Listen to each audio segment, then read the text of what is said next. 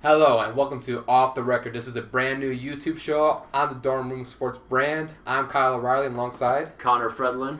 And this is a sports show, just two broke college students just talking about sports from the NBA, NFL, MLB, whatever happens in sports. We're based in the Chicagoland area.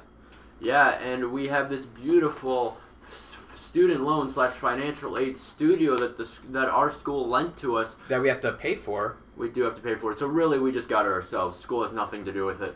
We have Big Al right here. Big Al is our trusty monitor. Big Al also loves to have it has a mind of its own. Sometimes it will be a fireplace, as you see right here. Ooh, that's toasty. Sometimes it will be a outer space with stars, moon, Jupiter, sun, planet, whatever the heck it is. Sometimes it might even be a nice little beach or a downtown area. Big Al doesn't care, and Big Al does what it wants. And with that being said, let's get on with the show.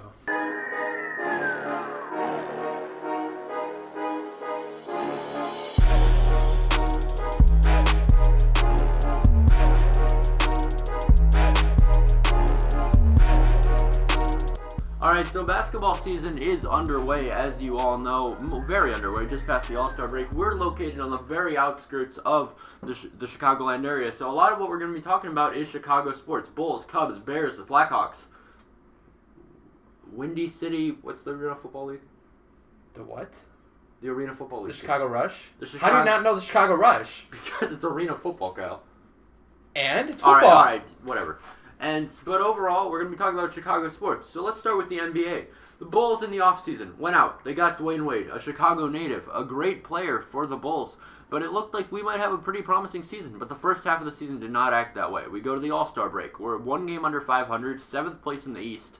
But now, after the All-Star break, we trade away two players. We trade away Taj Gibson. We trade away Doug McDermott. Yeah, you were crying when Doug McDermott left. Hey, I love Doug McDermott. I love Kyle Korver. You like any three-point shooters? I'm a shooter. I love all three-point shooters. And overall, Doug McDermott, it's sad that he's gone. But let's get to the important part. The Bulls. They started off the second half of the season against the Phoenix Suns. They started off a little slow. They were behind against the Suns. They were way behind in the first half. They were way behind, but the returning Dwayne Wade, as you see right here. But then the Suns, they just kept giving it to us. But then at the end of the game, the Bulls started pulling away. They forced it into overtime. Dwayne Wade hitting the step back right there. The Bulls looked like a new team against the Suns. Granted, the Suns are not a team. As you see Dwayne Wade going up for the flush right there. I went crazy when I saw that, Kyle. Turn back the clock. Going back to the future, Marty McFly. He's going way back in the future. And here you see it again. Dwayne Wade just going right at Alex Len. Rest in peace, Alex Len. He is a total loser right there, which we'll get to later in the show. But the Bulls overall, as you can see in those clips, the Bulls they looked pretty good against the Suns, Kyle. But it's the Suns. You gotta mention that. They're way in the bottom of the West. Nikola Mirotic had 20 points against the Suns. I'm kind of surprised that he's 5 for 10 from 3. I'm kind of surprised he's actually doing something now. Nikola Mirotic been very rough season, looking like he was in trade talks. And we really thought he was going to be I was hoping he would be left because he was a total flop once he came out of Spain. But the last 2 games, he's been playing much better. We better knock on some wood. Sorry, Big Al. But overall, then they had another game. And as you mentioned, the Cavs and the Bulls, a huge matchup. Bro hugged. Lots and lots of bro hugs, except LeBron James was not in the game. He had strep throat. Kind of a little crybaby right there. But anyways, the Bulls, we thought they were going to lose this game. Kyrie Irving, Tristan Thompson, they're going to just total flop. But not so fast. They actually played a pretty darn game. They played a very good game. As you saw just a second ago, Dwayne Wade with the absolute crazy and one shot. But the Bulls, they just kept playing. As you can see here, the Bulls are only down by 2 near the end of the half. And it didn't stop them. LeBron James, look, first of all, Kyrie Irving played an absolutely great game. He did everything he could in his power to give his team the win. But the Bulls were too much. Jimmy Butler had a horrible start in the first half. Jimmy Butler then continued in the second half, scoring 13 points in the third quarter. He ended up with a triple-double. And someone else could have gotten a triple-double, but we'll get to that at the end of the show. At the end of the show, well, sorry, Dwayne Wade. We'll talk about that in a little bit. But Jimmy Butler put the team on his back. Him and Dwayne Wade had the 2 best games collectively they've had all season, arguably. Dwayne Wade hitting the jumper right there. And it's just great. And then Kyrie Irving, he did everything he possibly could for the Cavs. Up and under. He did everything. He was shooting like crazy from the floor, had over 30 points in the game. Nikola Mirotic with the pump fake 3. What does this man drink? What was in that? Did he drink Michael Jordan's special juice or something like that? During the All-Star break? Or something. You know what? Maybe it's Doug McDermott being gone. He knows he's the shooting option on the team now. Rajon Rondo playing much better now, as you can see here at the end of the game after the Bulls win 117-99. But they didn't show the highlight, but we'll get to it in a little bit. Dwayne Wade, long story short, 1 rebound away from a triple-double as well. And we'll get to who ruined that at the end of the show. I'm sure you all heard about that, but we'll talk about that.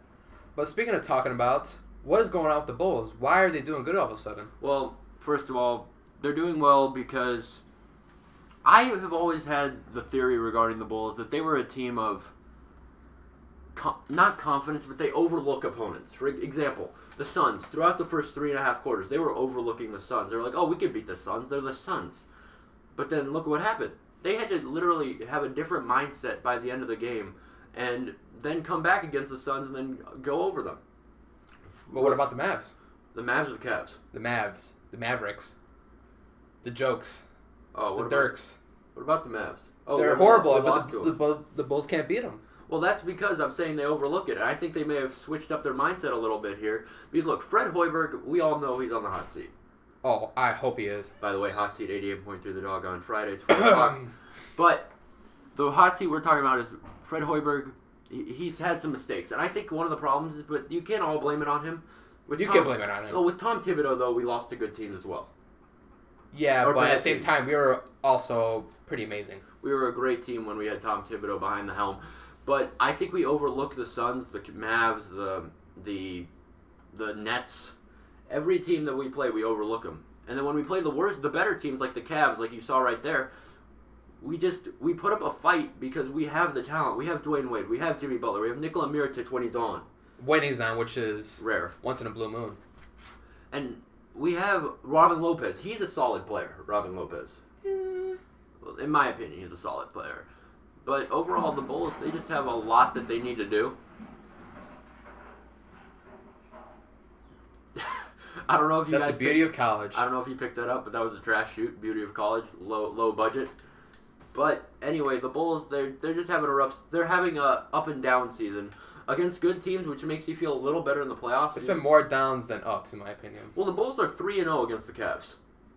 Yeah, but then again, they also be more 500 teams, above 500 teams than below 500 teams. Yeah, and that's been like their It's thing the Bulls' way. It's the Bulls' way. Not the good way, it's the Bulls' way. All right, Kyle. Russell Westbrook, the league's MVP this season.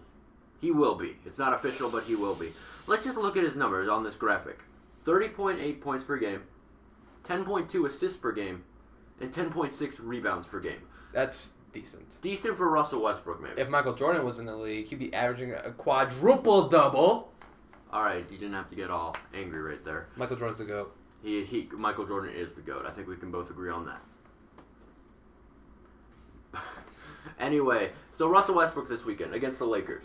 17 points, 18 rebounds, 17 assists. That's decent. Like I said before, decent.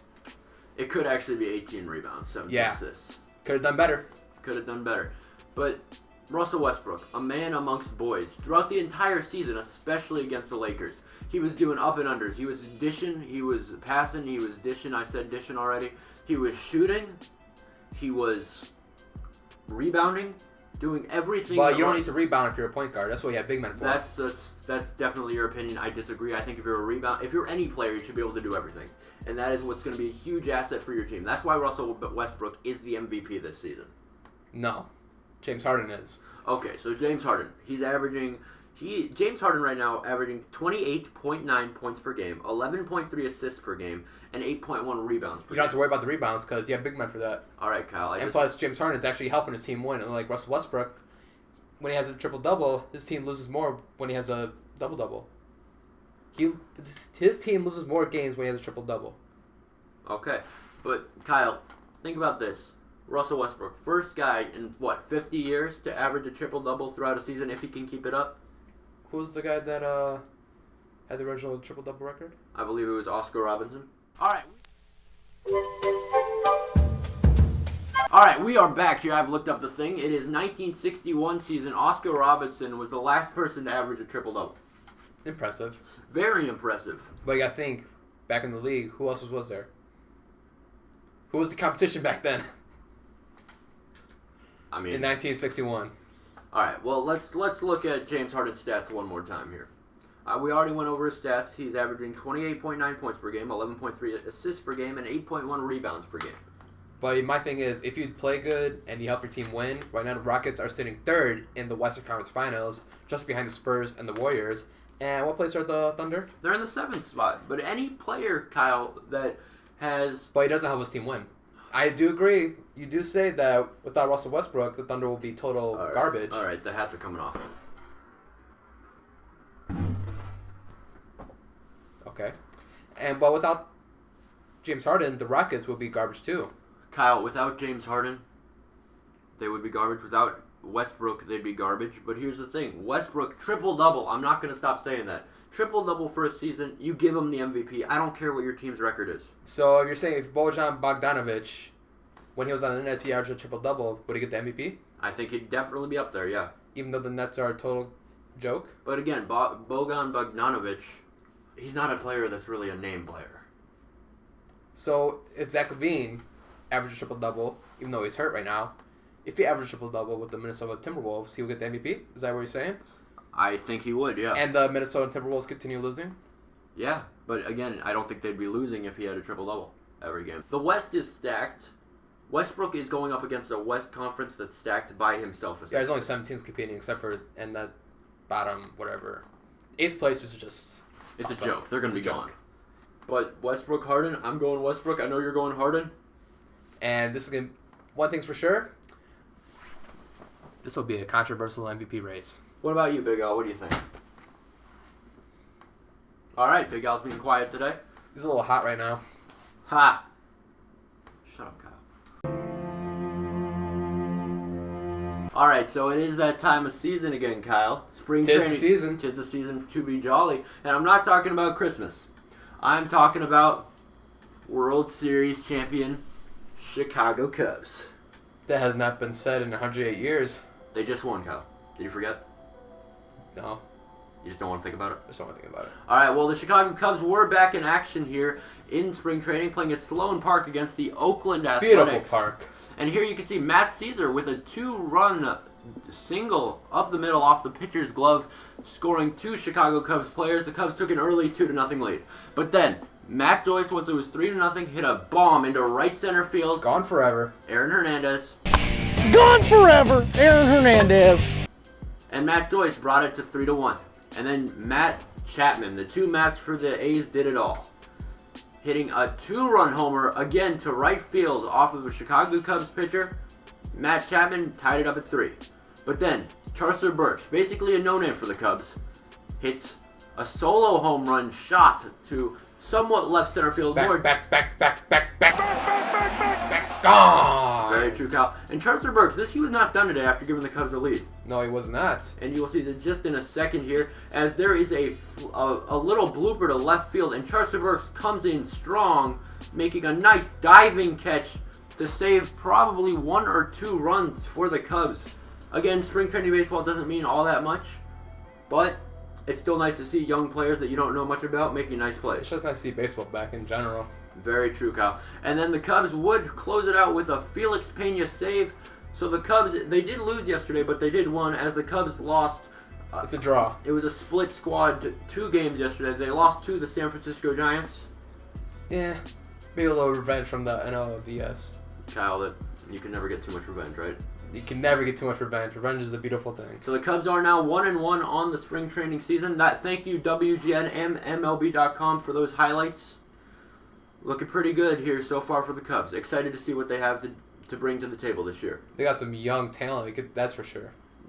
There's 2 other baseball things I do want to talk about, and we will talk a little bit about the Cubs. One thing I do want to bring up to you, Kyle, regarding Kyle Schwarber in the leadoff spot. See, I don't like that. I don't like that idea. I believe John Jay should be that leadoff guy. I agree and disagree. So I was... Hear about this. It depends on what pitcher is pitching. Is it left-handed pitcher or a right-handed pitcher? Very true. I don't trust Kyle Schwarber in the outfield. I've never trusted him in the outfield. I still can't trust him in the outfield, and it's really... But you should not base it off one injury. I'm basing it off of his rookie season. He had a pretty good rookie season. Not defensively, especially in the playoffs when it mattered. But that was his rookie season. No need to argue. Let's talk about the bat. That bat is beautiful. John Jay last year batted .291. He's a natural leadoff hitter. He gets on base. Yesterday we saw him have a double. Great, or was it a single? It was a double. It was a double for John Jay. Great job from John Jay starting his spring off strong. But Kyle Schwarber, he's the leadoff hitter that could give you 46 home runs. Oh, easily. Maybe a little more, a little less, but he could get you home runs for sure. Which, would you rather him near the bottom of the order? Or I would have him in the middle. Middle of the order. Maybe bring the first two batters, move Chris to third, move Anthony to fourth, and go back like that. Maybe bring Ben Zobrist to the leadoff spot, or Ben Zobrist to the second spot. John Jay first. I like that idea way better. We know Joe Madden. He does a lot of things that are very intriguing. He sometimes outcoaches himself. He tries to outsmart himself. It happened in the World Series. He made some bad mistakes, Aroldis Chapman. But you know what? This was the outcome, so that's all that matters. They almost Octobered. But a couple other things I want to talk about. What happened in one of the first day of spring training was Friday, as the Yankees were taking on the Phillies. Aaron Judge, last year a rookie, this year coming into his second year with the Yankees, hit an absolute shot to left center field. I shared it on Twitter. I told all my friends. Again, I'm the guy that watches all spring training games. I know, Kyle, you don't. I don't, really. I just have a love for baseball. I don't think I'll ever lose that love, but I love watching baseball. I don't care if the games don't count. But look at this shot. Aaron Judge, left center field, hitting the scoreboard. I actually flipped out when I saw this. You saw that like lucky timing, and you saw that. I saw it live. You saw it live, but just barely. You just threw it on. Then you looked down, you heard the crack of the bat, and you looked up. Was like, what? But again, one other home run. I know that this is not anything very special, but it's good to see Bryce Harper, former MVP. Bryce Harper. Hey, we ruined his season. That's a clown question, bro. Joe Madden walking, but he hit an absolute bomb to right field off of a Mets pitcher. And it looks like a Mets pitcher just caught that too. Hey, Noah Syndergaard caught that. Is that Noah Syndergaard? I think that's Noah Syndergaard. But Bryce Harper, look at this swing. He has one of the most beautiful swings in baseball, especially from the left side of the plate. So Bryce Harper got his spring off to a hot start, and it's going to be a good season. You got the Nationals, you got the Cubs, you got the Dodgers, you got in the American League, the Red Sox having Chris Sale, Rick Porcello, David Price. You can't go wrong in baseball this season. This is going to be a shootout in the baseball world this season, Kyle. It might be. I hope it's probably going to be the same thing, Cubs, Indians, and World Series. I could hope. I don't think so. I think the Cubs will make the World Series. We're both biased in that opinion, but American League will give you a little less biased. I think the Red Sox are going to be in the World Series for the American League. And the only team, by the way, that could beat the Cubs in the National League are either the Dodgers or the Cardinals. No. Yes. No. Yes. All right, you know what? Again, Cubs, Cardinals, NLCS. That's my prediction. No. Cubs will be the second seed. Dodgers will be the first seed. No, I'm going to say this right here. You hear it here first. This is my seedings in the NL. The sixth spot, the wild card spot, is going to go to the Cardinals. Fifth spot's going to go to the New York Mets because I feel like their offense is going to be, their pitching is going to come back. You still got all these great offensive weapons, and then you're going to fourth seed. You know what? Heck, or third seed, excuse me. I just realized it's 5-4. It's not 6-5. I'm thinking about other sports. NFL. Like NFL. But anyway, the fifth is going to be the Cardinals. Fourth is Mets. I say the Mets beat the Cardinals. Because, okay, look, the Cardinals, they have some pitching. I don't think they're going to But you can never doubt the Cardinals. Let's be honest. You can't. Especially if they get in the playoffs, they're scary. I know. I think that in the West, it's going to be the Dodgers. And in the East, it's going to be the Nationals. Cubs are going to win the Central easily. I say the Cubs win at least 103 games again. 100 to 1. 100 to 1. I'm going to go with 94. I'm going to say... It's going to be a slight World Series hangover. Yeah, maybe a little World Series hangover. But I think that the World Series will be the Cubs versus the Red Sox. But do you think the Red Sox will David Price actually come in the playoffs? Along with Chris Sale, who's never actually pitched in the playoffs. I think Chris Sale's not going to have a problem. I think David Price, it will at first, but I think he will finally... get over it. As you can Big see, Al, what are you doing? Big Al getting a commercial here. Told you, he has sponsored by Elmwood. Thank you, Elmwood, for popping up. And actually, we could skip this commercial. Oh, Big Al, there you are. Oh, Big Al. But, Kyle, overall, MLB season's going to be good. You got Indians Cubs 2.0. I got Cubs Red Sox. The dark horse will probably be the Dodgers. If not really a dark horse, but they might. I could see the Dodgers beating the Cubs because it was hard last season in the NLCS. We're just lucky that Kershaw just choked in Game 6. Hey, Kyle Hendricks, though. Respect. All right, Kyle. We got some winners and losers here to go over. Winners, we're going to do this every week. One winner, one loser, one winner, one loser for each of us respective. It doesn't have to be a person. It could be anything. It could be anything. It can be a dog. It can be a cat. It can be a mouse. It can be a rat. It can be the weather. It can be Big Al. Big Al's always a winner. Well, he was a loser just a second ago when he went to commercial for no reason. Hey, Big Al does what Big Al wants. Yeah, but overall, Kyle, how about you go with your winner? My winner is outdoor hockey. Just look at how beautiful this is. NHL should be always outdoors. You got huge stadiums. You got wild animals. You got penguins. They have everything. You got sick jerseys. The Flyers, oh my goodness, the Flyers jerseys were just simple but beautiful. The Penguins were just classic Steelers representing. Hey, my whole family's from Pittsburgh. Heinz Field, one of the greatest sporting venues in the world. Pittsburgh's a beautiful city, underrated. I think NHL should be always outdoors. It should be. I mean, remember when it was in Wrigley? It was beautiful. But again, it is cold. Can't. Who cares? It's hockey. You are right about that, especially with what they're wearing. They'll be fine. All right, Cal. Let's really quickly talk about one thing. All right, so some people like to be cool, like to get a little freaky, right? Yeah, Bill Walton has something different. When he's on ESPN, while he's doing his job, he just takes off his shirt for no reason. That lady in the background, she's like, what is he doing? Oh my God, he does not look that good. Bill Walton, what are you doing? You are a pure loser. I feel bad for your partner right there. He's just... No, the real loser is professionalism, ESPN. What are you doing, Bill Walton? You know, it started with ESPN doing the crossover. With Bill Walton and Dickie V. All right, Kyle. So we know Nate Robinson is trying to make a comeback. He's my winner for the day. Look at this. He gets double teamed in the corner and whoop right under the legs of the defender, and then he goes up. He does not make the basket, but he is fouled. Great play from Nate Robinson. I love this guy. He's only about 31, 32 years old. He's my height, 5'9". He's trying to make a comeback. I'm 4 inches taller than him. Hey, when you're 5'9", you gotta do anything you want in the NBA. You gotta do what you need. And look, the defender was just absolutely angry. He thought it was a foul. He didn't know what to do. As you can see on the replay, he just goes, whoop, right under his legs, and he goes right to the basket. Nate Robinson, what are you doing? You are my winner for the day. We talked about Dwayne Wade earlier in the show. He needed 1 rebound for a triple-double. Guess what happened? He didn't get it because Christian Felicio, with about 1 second left on the clock, tries to get a rebound that Dwayne Wade has in his hands, knocks it out of Dwayne Wade's hands, takes the rebound for himself. Dwayne Wade, at the end of the game, said, he doesn't want me to be great. My own teammate doesn't want me to be great. Jokingly. Jokingly, we think. This has been Off the Record. Thank you so much. We out. Big Al, Connor Fredlin, Kyle O'Reilly. This has been Off the Record. Thank you so much. Peace out.